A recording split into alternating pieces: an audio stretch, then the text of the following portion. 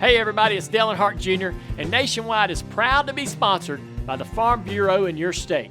And did you know Nationwide is the #1 farm insurer in the U.S.?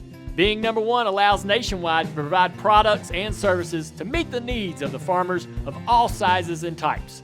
They understand agriculture and can help protect you from the evolving risk of farming today and tomorrow. Get a quote today through a farm certified agent by going to farmagentfinder.com/Farm Bureau.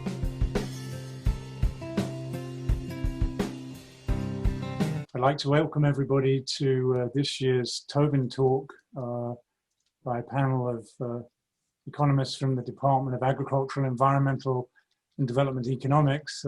My name's Ian Sheldon. I hold the Anderson's Chair of Agricultural Marketing and Trade in the department.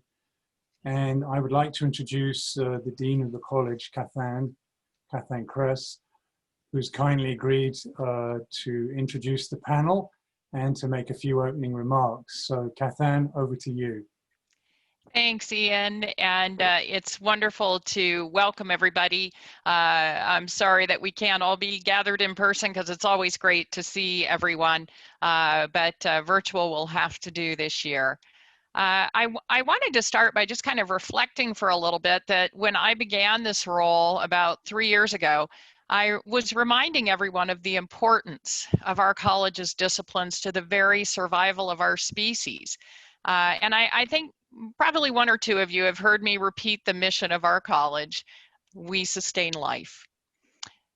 It was really only around about 12,000 years ago that a human realized that instead of hunting and gathering, they could intentionally put seeds in the ground and cultivate them, or intentionally feed animals to raise them.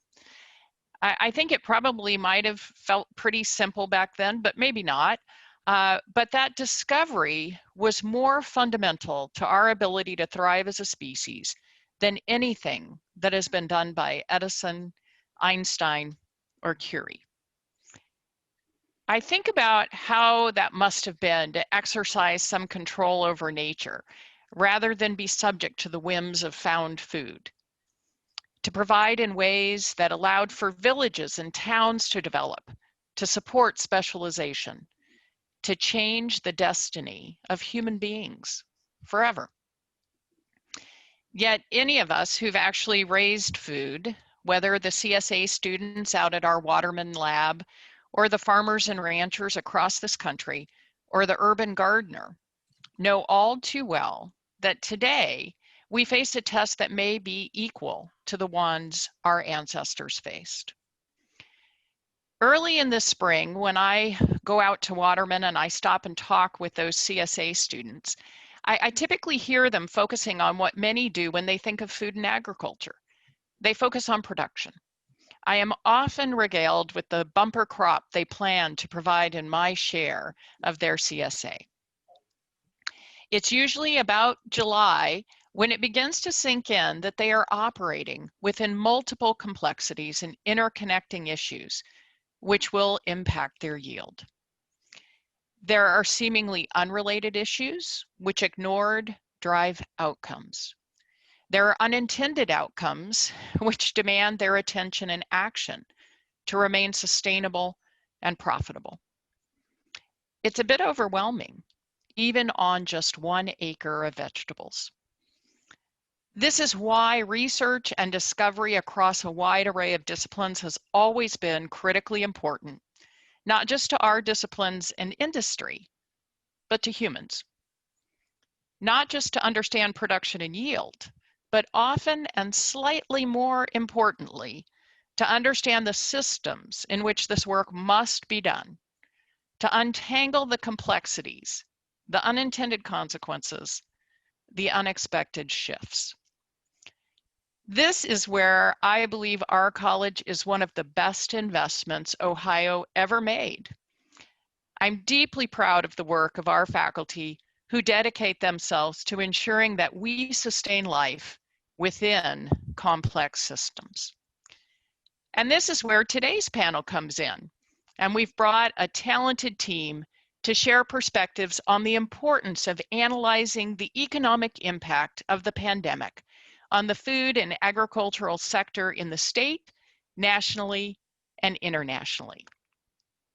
From our Department of Agricultural, Environmental, and Developmental Economics, today's panelists include Ben Brown, Assistant Professor of Professional Practice in Agricultural Risk Management, Joyce Chen, Associate Professor focusing on Development and Labor Economic Issues, Zoe Plakias, Assistant Professor focusing on Agricultural and Food Policy Issues, and of course, Ian Sheldon, Professor in Anderson's Chair of Ag Marketing, Trade, and Policy.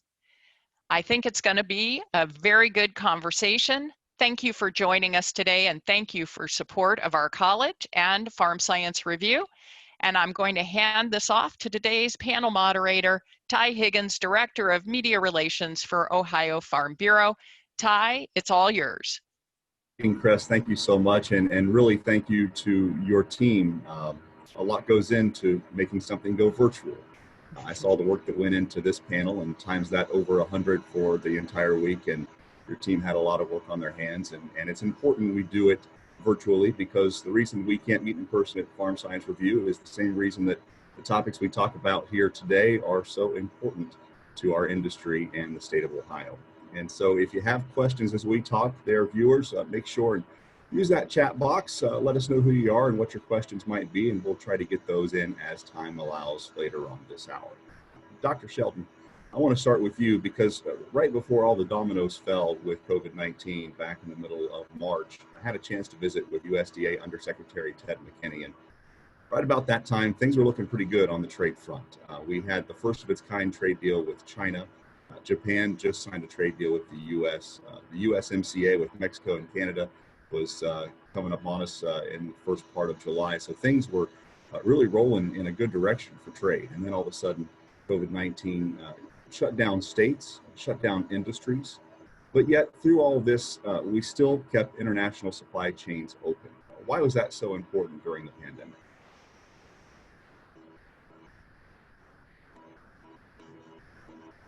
You're muted, Dr. Sheldon.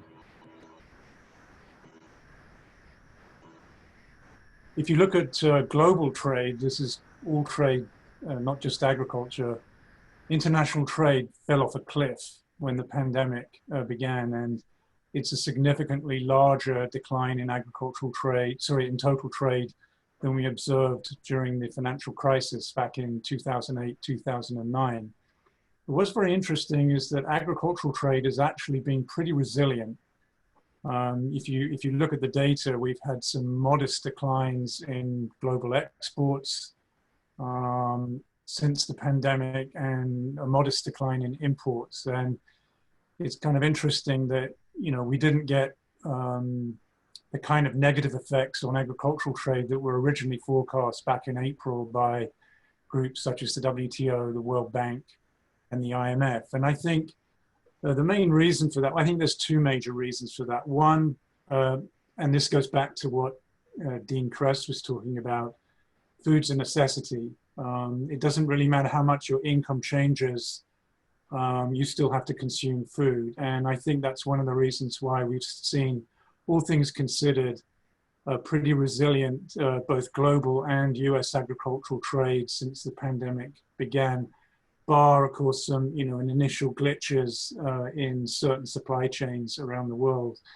And the other thing I think that's important is that mostly what the US trades is bulk commodities, of course, and bulk commodities are typically shipped in large containers by marine vessels, and those supply chains weren't disrupted that much.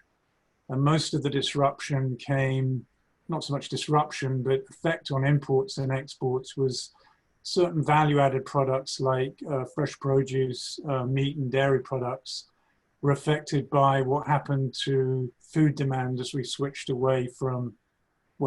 towards mostly food purchased at retail away from food from the food service sector and things like schools and etc. So all things considered, I think agriculture globally has survived the pandemic so far quite well with respect to trade. Sticking with China, can you give us an update on the phase one trade deal with China and where we stand thus far? Right now, we're not doing very well in terms of meeting the targets. Depending on whether you use the target based on US exports or the target based on US imports, we're somewhere between 40 and 48% below the target. So right now, personally, I don't think we're going to meet the target, although I think we're going to do a little bit better as we enter the harvest season for the US agricultural production sector.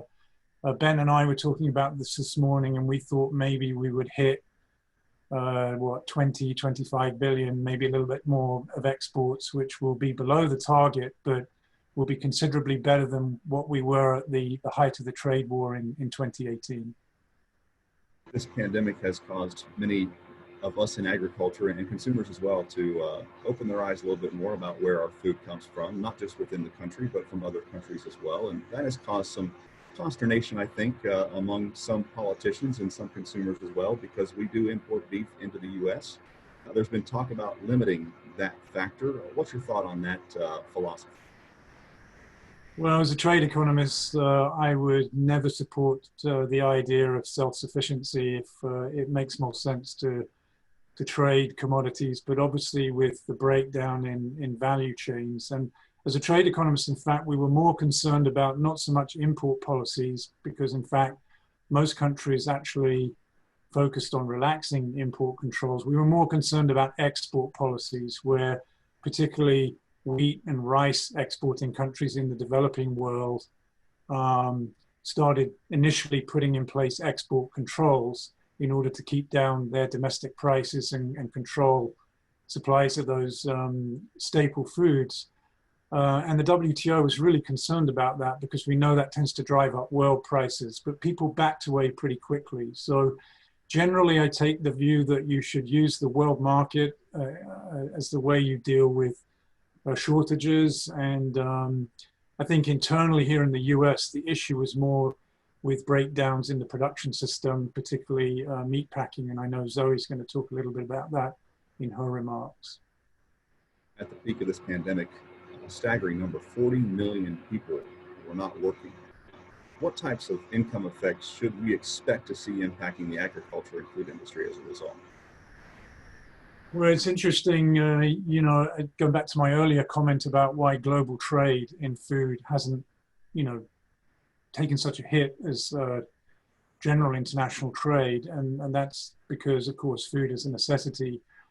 And I looked at the consumption figures for food until fairly recently. And what you see is you do see a dip in food expenditures, but that's mostly driven by the fact that we saw a huge slump in consumption of food away from home. And that's been the biggest shock. And Zoe's going to talk about what's the response on the supply side in terms of food retailing and the food value chain. But I think food's a necessity, but what the data hide is that, in aggregate, we haven't seen a huge decline in food spending. It's been the structural shift. The big thing that I think is kind of shocking in an economy like ours, the richest country in the world, is the number of people who have been pushed into food insecurity. The latest data I've seen, which just after the pandemic, we saw a doubling of the number of families who were food insecure in the US. And if you count families with children, that food insecurity tripled almost within a month to 2 months when the pandemic hit. So those initial massive shock to employment, massive shock to income, we saw those queues of people going to food banks all over the country, and that was kind of shocking to see that. I think that's probably eased up somewhat, but I think there are real concerns about the number of low-income families and people with somebody unemployed in their family that have been pushed towards greater food insecurity. And I think that's something that we as a society need to think about quite strongly as we proceed through the pandemic. Move on to something else that was very important during these past 6 months, and that was labor availability. It was an issue prior to COVID-19, but became more visible during the early stages of this pandemic. And especially as you mentioned, Dr. Sheldon, in the meat supply chain. Dr. Chen, this question's for you. What, if any, workforce changes have resulted, and what do we see? Are we going to see increased automation because of the challenges that we saw 3-4 months ago? Yeah, so as Ian mentioned, agriculture as a whole has, and especially farm production, has weathered pretty well through the pandemic, given the designation of those industries and workers as essential. So the biggest changes in employment we saw were in the food service sector. But in terms of farm production and food processing, we did see, of course, those outbreaks, large outbreaks with meat processing plants. And although the government has put in health and safety restrictions designed to protect workers at those plants, that they have proven to be quite difficult to enforce, just given the nature of the work and the need for workers to be in close proximity, to be around, things that might get their masks wet or otherwise compromise the state of their PPE. And so those outbreaks have been quite large, and of course, given the potential to create some bottlenecks, given the need to process in a timely manner. So the other challenge we've seen, of course, is that with travel restrictions, H-2As have been restricted in new ways. The government did take some steps to try to relax those restrictions, right, to allow renewals and to waive some interview requirements for folks, but we don't really have the most recent data yet on how many H-2A workers have been admitted over the last few months. Everyone was projecting a decline. We haven't seen exactly how large it's been yet. But we have seen also in a lot of the fruit picking and processing sectors large outbreaks as well, given the nature of the work and the frequency with which H-2A workers would stay in communal housing or have shared transportation and perhaps limited access to healthcare, particularly out in rural communities. Are there other factors that are impacting labor availability? And you mentioned some of the exemptions that were being made by the federal government. Are there any policies in the works to help us in the long term? So prior to COVID, there had been discussion of a Farm Workforce Modernization Act that would have substantially modified the H-2A program to allow for year-long visas and a path to citizenship that I think would have actually made a really big difference in labor availability for U.S. farms. And it's hard to guess what the fate of something like that might be in the next few months. But I think just in general with pandemic, we are probably also seeing less movement by undocumented workers as well, given the additional risks that they face and costs of testing and things like that. Restaurants, as we all know, were closed for several weeks, and now they're mostly open with limited capacity. Dr. Plakias, what impact does that have on our food consumption and the Ohio economy as a whole? Well, there are a number of impacts that come from that. First of all, just to kind of get a sense of the scale of the issue that we're facing here, the Ohio Restaurant Association did a survey of restaurants in July, and it's a relatively small sample, so I can't speak to how representative it is of all restaurants in Ohio, but they found that most restaurants were operating at 50% or less than capacity, or of their normal capacity. And so this isn't just due to shutdowns, but also due to decreased consumer confidence, right? Increased fear in going out. And so half of restaurants that the Restaurant Association surveyed indicated that they would be unable to afford to stay open if conditions continue. So this is a substantial shock to our small businesses in Ohio and our restaurateurs. And most are making, just in terms of income, half of what they did in 2020.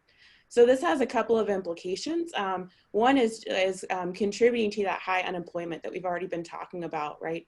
So looking at the accommodation and food services sector, if we look at August 2020 compared to August 2019, employment in that sector is down almost 25% in Ohio. So again, this is a massive amount of people. So that's 117,000 people, just to put that in perspective. And if we look at the median wage in this sector for Ohio, that's $23 million in lost wages per week. that we're looking at. So just thinking about the impacts of what that means for those families, what that means for their ability to spend elsewhere in our economy, right? Those are huge impacts.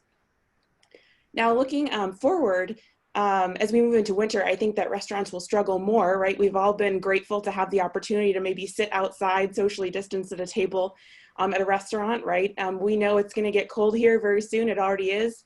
And we're not going to want to sit outside anymore, right? That's going to probably decrease some of the business that the restaurants are seeing, I would suspect. I think we have seen some that have gotten into the takeout kind of market that are really have been able to sustain some sales, and that will continue. What this means, kind of looking into our supply chain, first of all, distributors have been hugely impacted by this. We don't necessarily always think of them, right? But these are the folks that are showing up with trucks, backing up to those restaurants and institutions every day and delivering food. Those distributors have been highly impacted.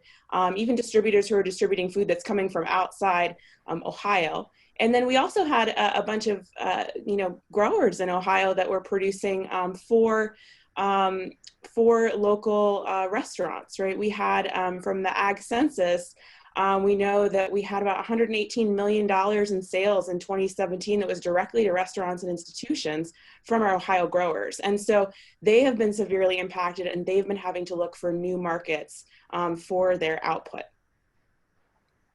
That domino effect, again, when you talk about the restaurants closing and the schools closing, it early on had an impact on the dairy industry.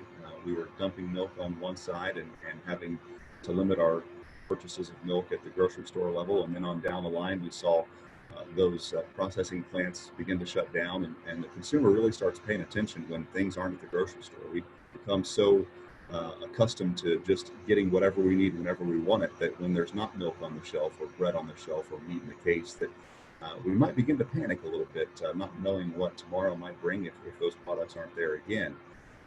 And that caused a lot of people to look locally to source their food. I was asked a number of times by the media through all this if all of agriculture was impacted negatively, and the answer was no. There are a lot of smaller producers that were already doing that direct-to-consumer type of business that are still doing very well. We're seeing those smaller processing plants across the state backed up for months to come as far as the meat is concerned. We did see that interest in going local and not relying on the grocery chains to generate our food supply and keep our fridges full. Did we see that interest really play out in a large scale like we might anticipate? And what does the outlook look like for local foods in Ohio down the road? Yes, we have seen an interest in local food, absolutely. It is generally difficult to get those numbers. We have seen we have seen high variability in how local food producers are impacted. For example, if we look at farmers markets, which are one of our most visible kind of direct marketing outlets, some regions in Ohio and some counties just didn't open their markets this year. They were concerned about the ability to kind of maintain safety at those markets. Some opened them for drive-through. All of them had different practices that they use, right? Spacing out vendors. So maybe they have fewer vendors this year and they space them out further. Costs certainly went up for our producers, just having to purchase and use that personal protective equipment, masks, et cetera. But the Governor DeWine deemed that farmers markets were essential services. So we did see those stay open. And in the early spring, when everyone was cooped up, everyone was just so excited to be able to still go out, I think, when farmers markets were open and just walk around and have some kind of, aspect of that experience. By and large, though, where we have really seen the increase in interest is in online sales. So Dean Kress earlier mentioned the CSA at Waterman Farms. This is consumer-supported agriculture. And the idea here is that you get a food box, essentially that you that is fresh produce, and you pick it up on a weekly or biweekly or some kind of regular basis. Some of these pickups can happen at farmers markets or at other central locations, or maybe pick up on the farm. And this is a way for there to be kind of a low contact kind of option for folks who are worried about COVID-19 and the exposure they might get in a grocery or farmers market setting.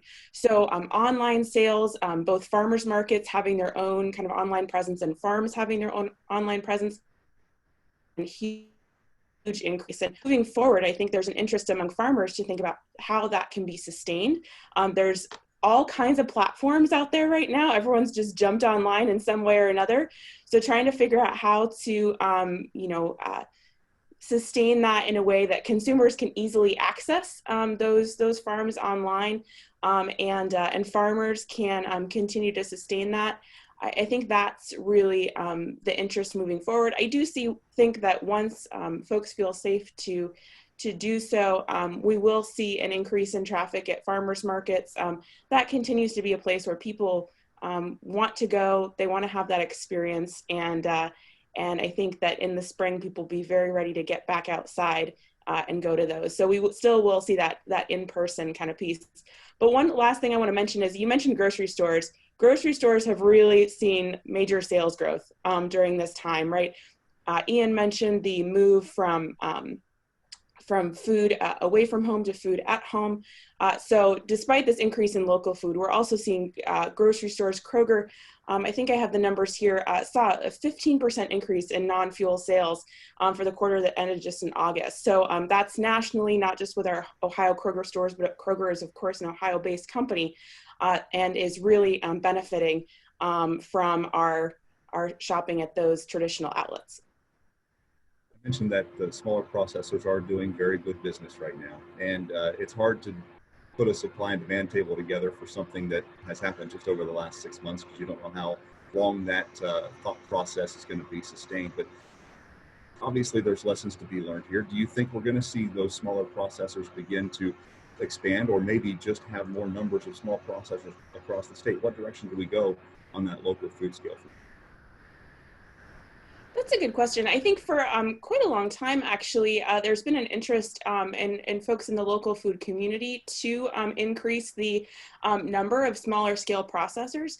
And one of the implications, I think, of what we've seen with the bottlenecks with large processors is this increased interest in resilience and discussing what is food system resilience and what could build our resilience, so that we don't only have this focus on efficiency and economies of scale, which is what we get with those large processors, but we have, a plan B if things go south, as they did this year, right? So I think that will increase the interest in both, food system advocates of various kinds and government wanting to look at those small processors, invest in them, and support them to ensure that we have a variety of different scales operating to prevent the kind of bottlenecks that hurt farmers, consumers, and the firms themselves this year. Over to Ben Brown now, and I mentioned, Ben, that almost every sector of agriculture in one way, shape, or form has been impacted over the COVID-19 pandemic. For major Ohio commodities, we saw hits to corn because of reduced ethanol production. The demand for gasoline, of course, went down when we all started working from home. Lower milk and pork prices from reduced processing, lower milk prices on supply chain logistics, increased prices for wheat. How are Ohio producers adjusting to these issues, and what are the current financial conditions?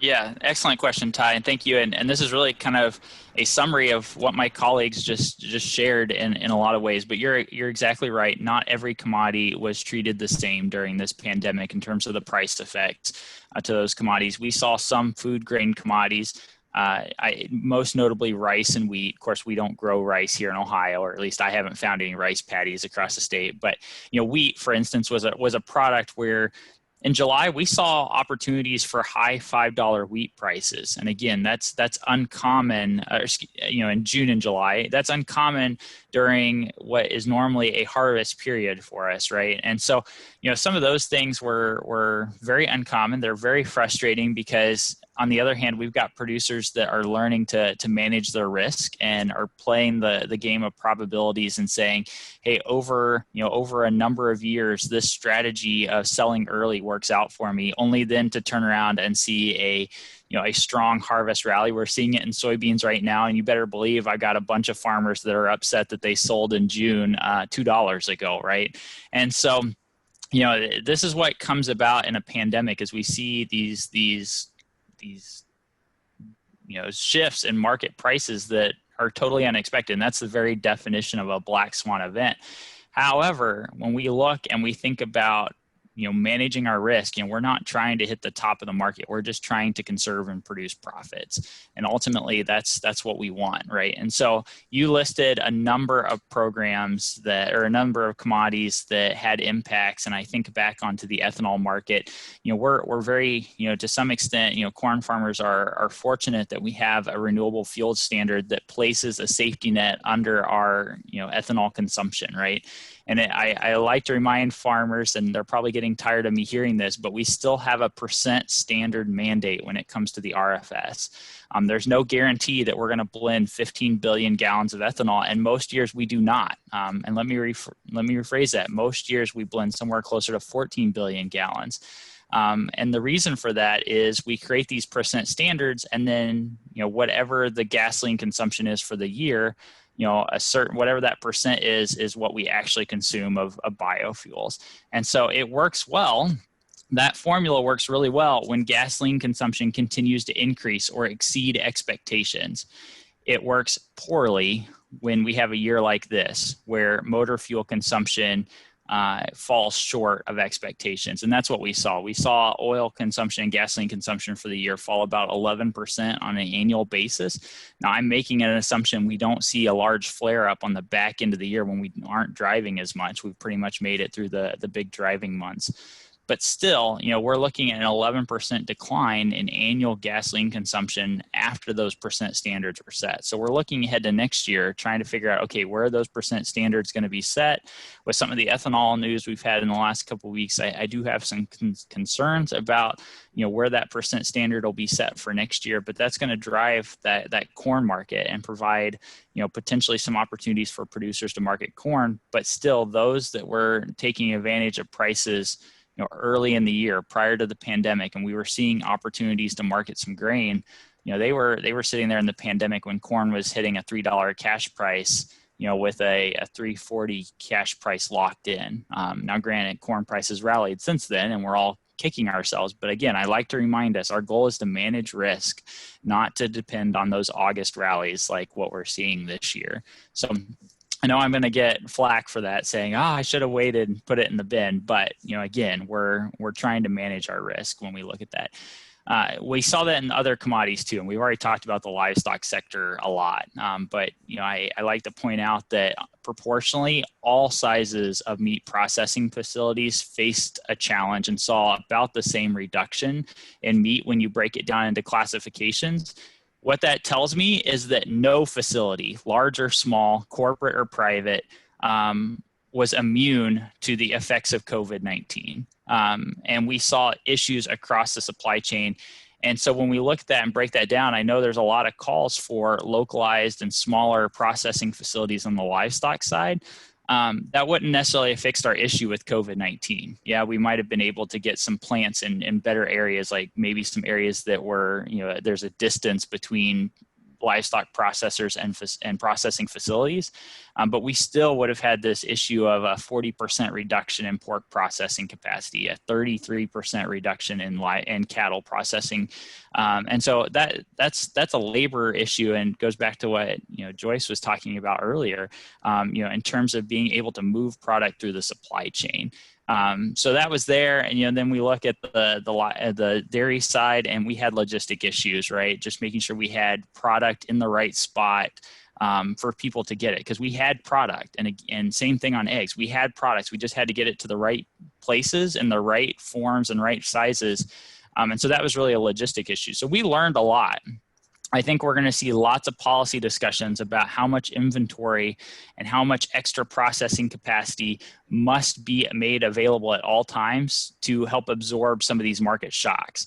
As I like to say, and you'll see this in a write-up I've got coming out, is the first thing they teach you in Business Class 101 is that excess processing capacity and excess inventory costs money. It's a storage cost. And that's a cost to processors, and ultimately that gets passed on to consumers. And so the debate that needs to be had in the public policy arena is what is the acceptable form of excess capacity and excess storage cost in the market. And we'll continue to see that as we go along. So now on the finance side, we've certainly mitigated a lot of the financial issues at the farm level with government assistance. And we can talk more broadly about government assistance if you want. But I think it's worth noting that when we look at these working capital numbers that we're seeing at the farm level from what we were projecting back at the beginning of the year, they're almost night and day difference, because we've had $10 billion paid out under the original CFAP program. We just got the announcement of another $14 billion yesterday, and we've got ARC and PLC that normally come in the normal farm bill programs expected to be about $9 billion, right? You start adding all those billions up, and we've got a lot of money flowing into the farm level as well. And I see we have a question in the chat box, but we'll get to it here in a bit. So that would be my response, Ty. That was a long way to answer your question, but certainly impacts to all commodities across the sector. Not everybody was treated the same, but the big storyline here is we got to find ways to get products continually moving through the supply chain. That's the story. And you mentioned the livestock. There are other issues in the livestock sector we'll get to in just a bit, but I do want to talk about CFAP and CFAP too a little bit, the Coronavirus Food Assistance Program. This was unlike any other program in agriculture. There were farmers out there that usually don't have access to these types of programs, but all of a sudden they were going to be able to take part and hopefully get some revenue they lost because of what happened in mid-March to today. First question, are those programs working in the way that they were designed to work?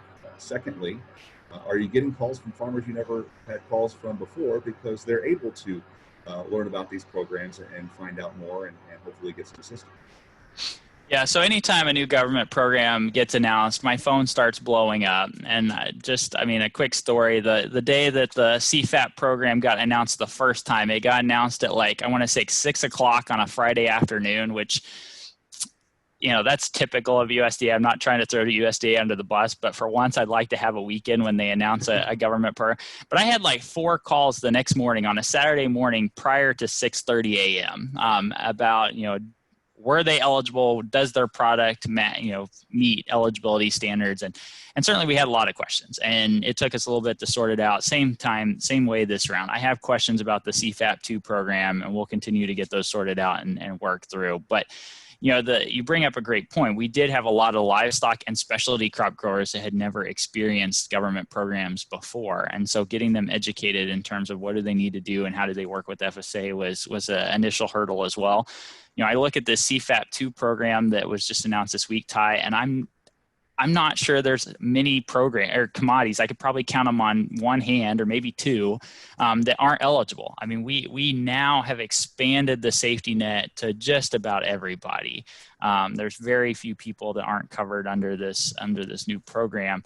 As a result, we're going to continue to see, growing pains a little bit in terms of how do we get all this worked out. The other thing I would just like to point out real quick is these programs, aren't always as efficient as what they like to seem. I think we all want this government program that comes out and is simple to use, and you just sign your name on the dotted line, you write your inventory down. But it doesn't treat everybody the same, whether you're a large producer or a small producer. What I saw in the first round was the people that took care of their risk management, like I was talking about earlier, were the ones negatively affected, right? They were the ones that were like, hey, I did what was right. I did what I was supposed to do, and I got left out of the CFAP 1 program. I think they're trying to counter that in this second round. But again, we see inefficiencies and really some frustrating points through this. So I don't want to badger it too hard. It is money, but at the same point, it's inconsistent, and it's the inconsistencies across commodities and across programs that sometimes really get frustrating. So inconsistent and maybe unsustainable. That's where our question from one of our viewers comes in. They'd like to know, how long can the federal government continue to put money into the ag economy via NFP, CFAP, PrEP, CRP, and others? I'm going to answer this in two parts because there's really two parts to this question. But the first part of this is how long can we continue to funnel money out? And the federal government has learned to use the Commodity Credit Corporation. It's a program that's been on the books since the 90s, or excuse me, the 30s, the 1930s. It's the program that we pay all of our mandatory farm bill programs out of. It gets replenished every year, much like a line of credit. And we've learned to use that because it's already congressionally appropriated. It doesn't require Congress, an act by Congress. It just, it gets rolled out.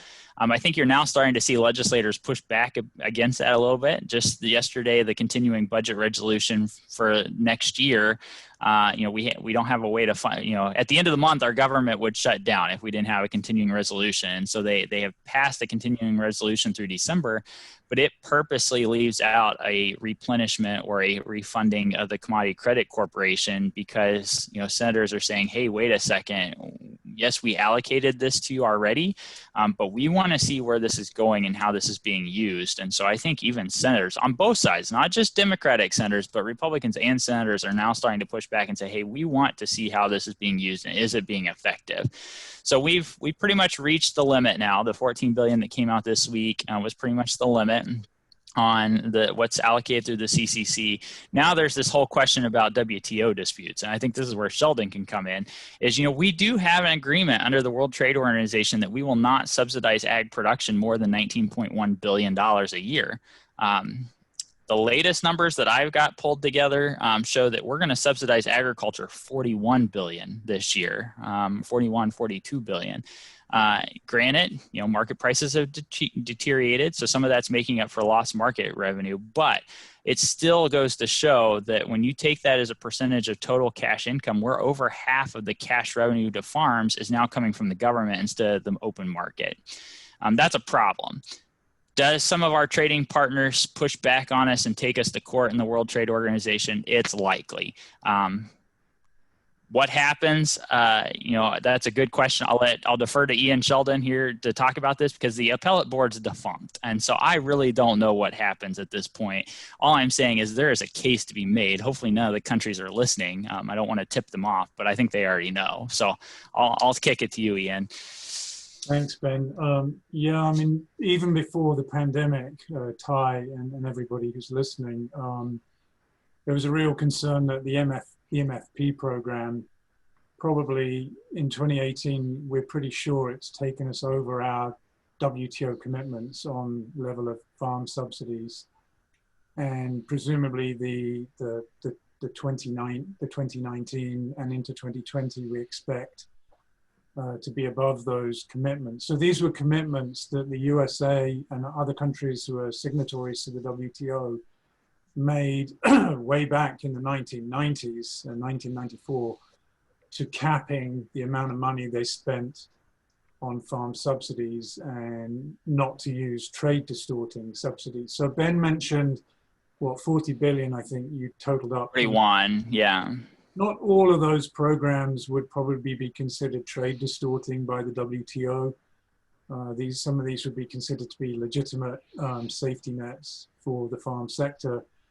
The one that I would pick on would be MFP, because if you think about it, MFP was the outcome, was the sort of unintended consequences of other actions by initially the US implementing tariffs against China in 2018, the Chinese retaliating against US agricultural exports.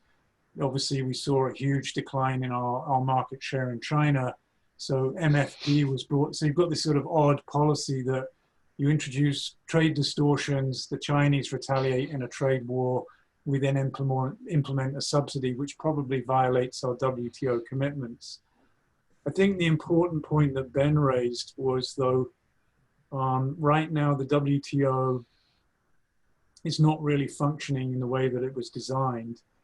Recently, you'll know that China actually won a dispute, or the panel, I should say, ruled in favor of China because China filed a dispute in 2018 against the US tariffs that were implemented by the administration in April of that year.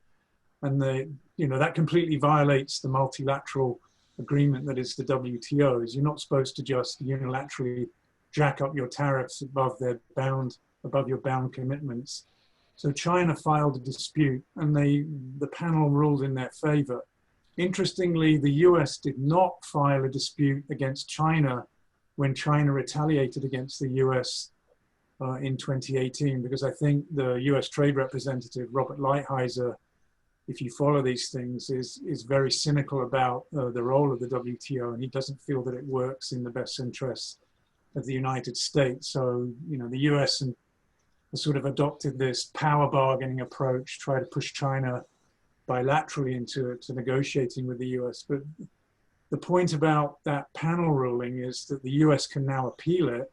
They're perfectly entitled to appeal against the panel ruling. And unfortunately, it's just going to disappear into WTO limbo, because the appellate board, so think about the American court system, you have the federal court system, and then you have the Supreme Court. Well, the WTO has the panel, which you can think of as the federal court system, and then the appellate board, you can think of the higher level appeals court stroke the Supreme Court.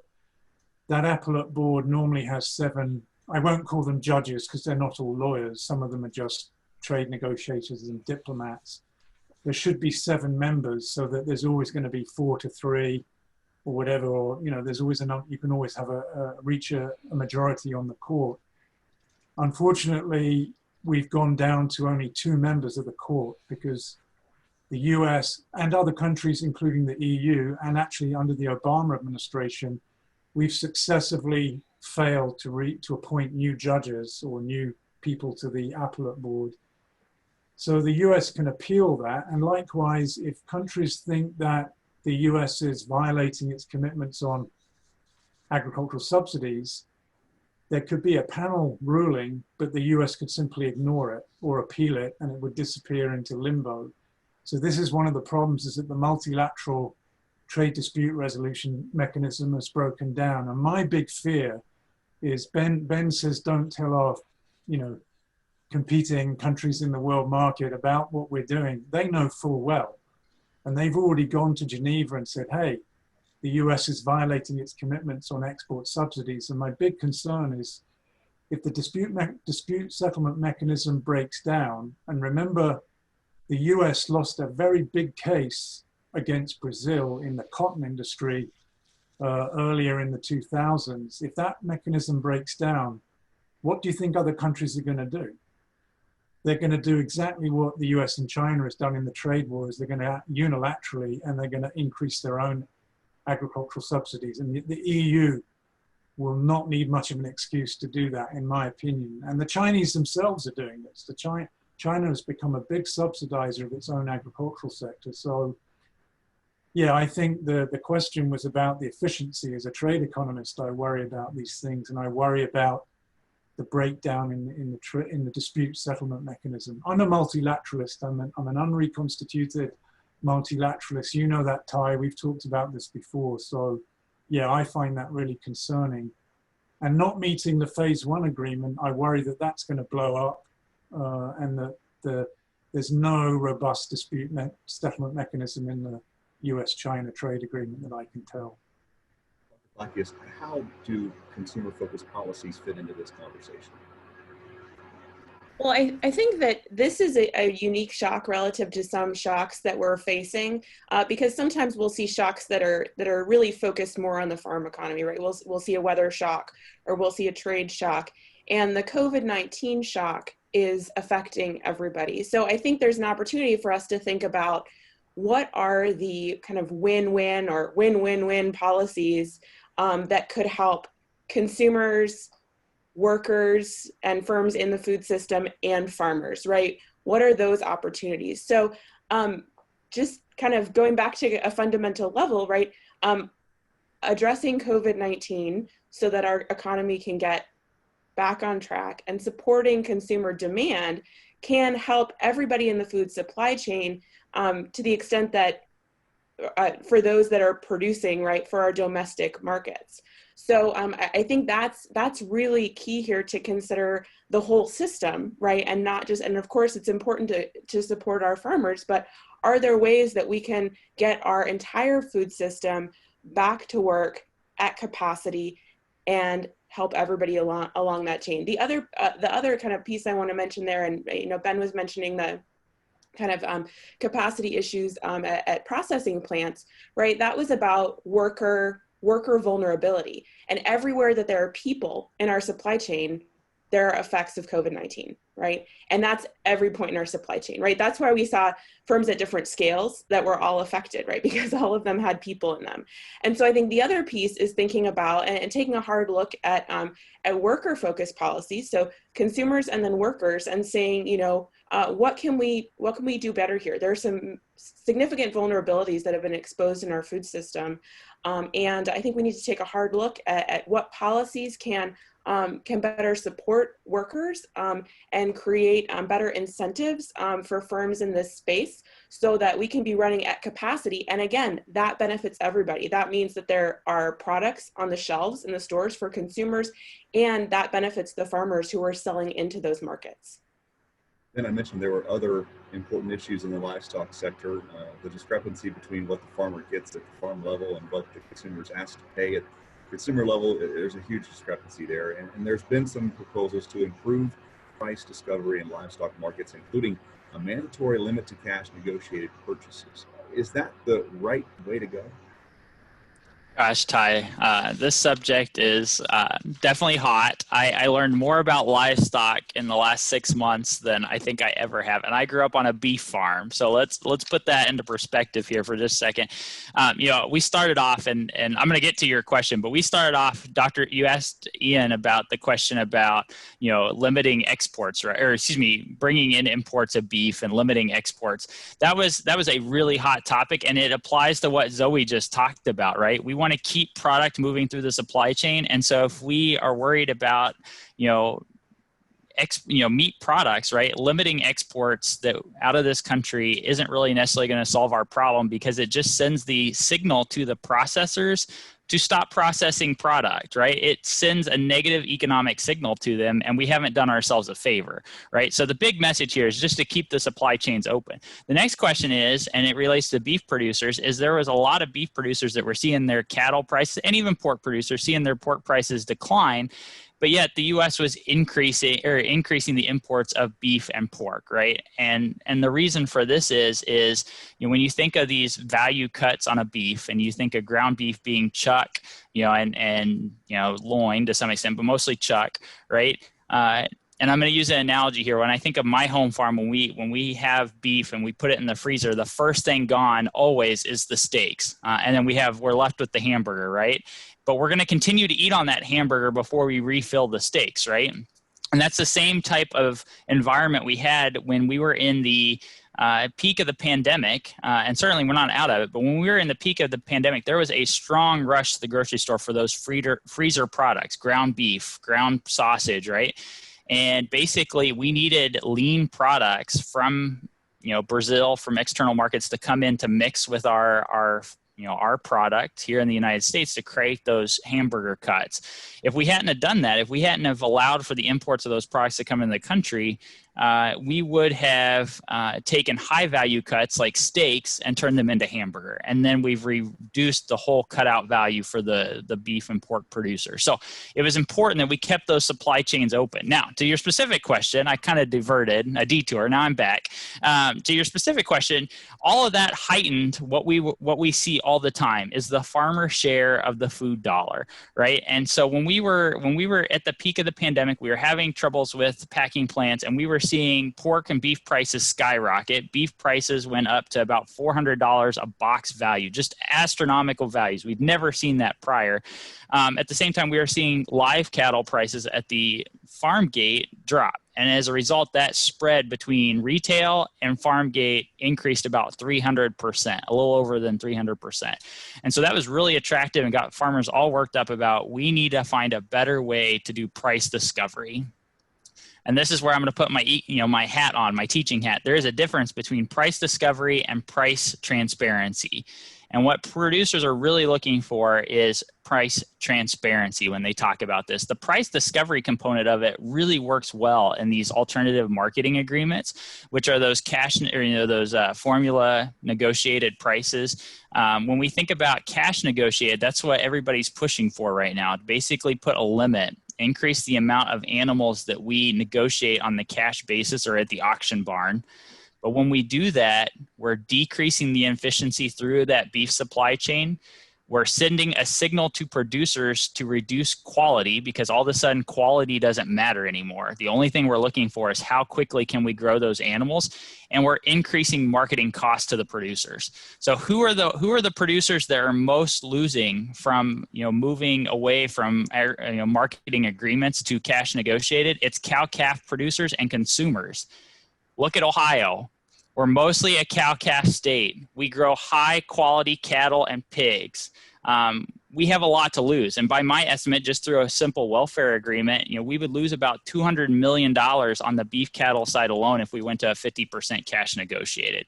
So I know there's a lot of talk about this, and there's a lot of livestock organizations, and they're supporting these alternative marketing agreements, a reduction in alternative marketing agreements.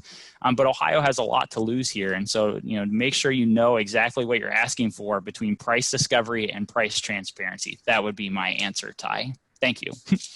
Coming up towards the end of our time window here, so I'll pose this last question to all of you and answer as you choose. There have been multiple policy responses and important initiatives from the federal government all the way down to institutional bodies related to the topics that we've discussed throughout this hour. Can we draw any conclusions on the effectiveness of these policies now, or is it just too early to do so?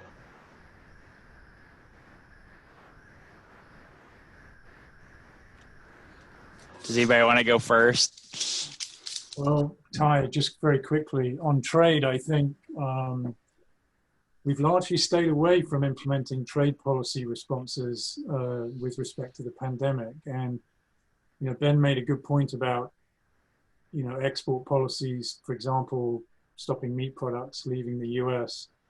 What that would have done would drive up the world price of meat products and drive down domestic prices here for consumers, but would have been a disincentive for US processors to process meat. And we know that, and that's why the WTO is getting really worried about those policies in staple foods. And one thing that I didn't mention in my opening remarks is, we had these initial problems with supply chains, but I think the world economy trade-wise adapted pretty quickly.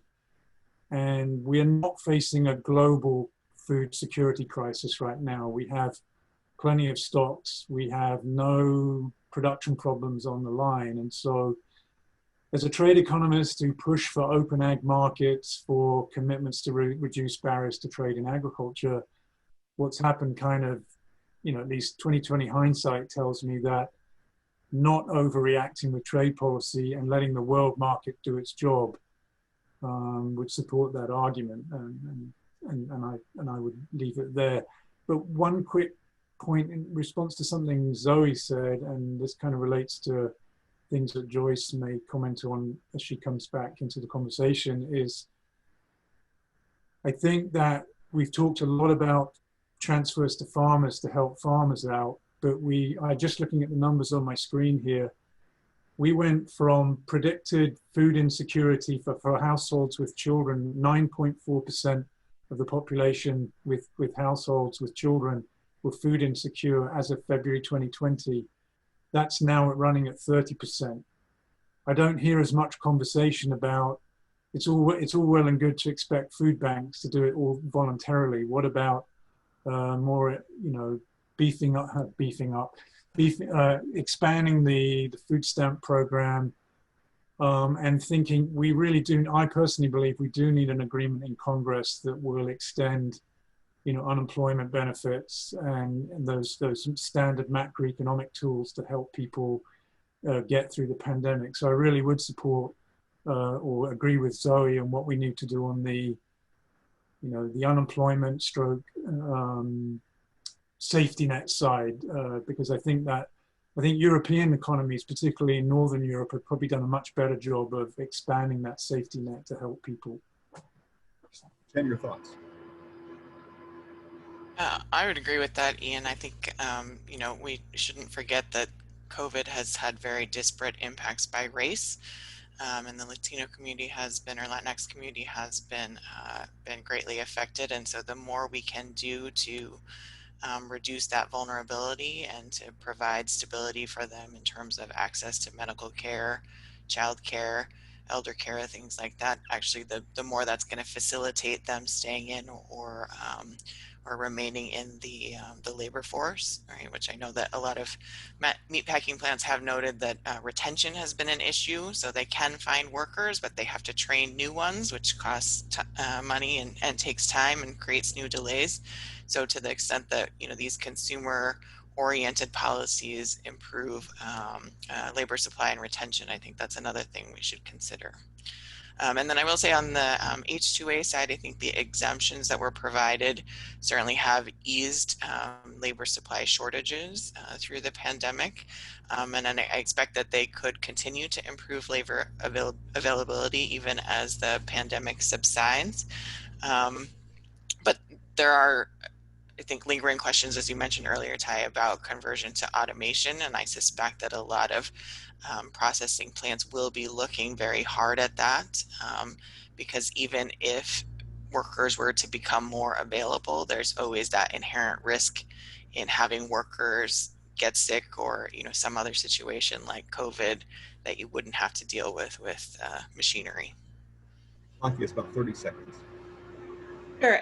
Just to quickly add on to what Joyce said, immigration policy was already a huge conversation. We're going to have to continue to talk about that. Actually, some of the same plants where we were seeing outbreaks during this COVID-19 period were also places where we saw ICE raids in 2018 that were making a lot of news. So big conversation that's got to be had there. We already have evidence that the SNAP program, Ian mentioned the food stamps, right? That's the SNAP program, is a very effective program. We've seen a 17% increase in the caseload for SNAP in Ohio, June 2020 relative to June 2019. So continuing to support that program so that those consumers can shop through our regular supply chains, I think will be hugely beneficial. And then finally, I want to mention quickly the Farm to Families Food Box program, which USDA implemented as a kind of a supplement to our emergency supply chain. I think we've seen some mixed evidence on that. Some farmers have found it helpful to get that additional support. There are a lot of logistical challenges, and some of the vendors who won those bids really aren't experienced in doing what they're trying to do. So ultimately, I think we'll have some learnings from that. But that I doubt that in the next crisis we're going to see that that same policy repeated. I think we'll have some learnings that maybe we can integrate though into thinking about emergency food systems going forward. Zoe Plakias, Dr. Joyce Chen, Dr. Ian Sheldon, and Ben Brown, our panelists, as we kick off the virtual Farm Science Review with our experts talking about a myriad of important topics to agriculture. And as always, the conversation can continue as you reach out to these folks if you have questions or concerns about some of the topics we discussed today. I want to thank you all for allowing me to be a part of this as well. I appreciate the opportunity. And as always, I look forward to seeing you all in person as those opportunities become available. I'm Ty Higgins. We'll see you down the road.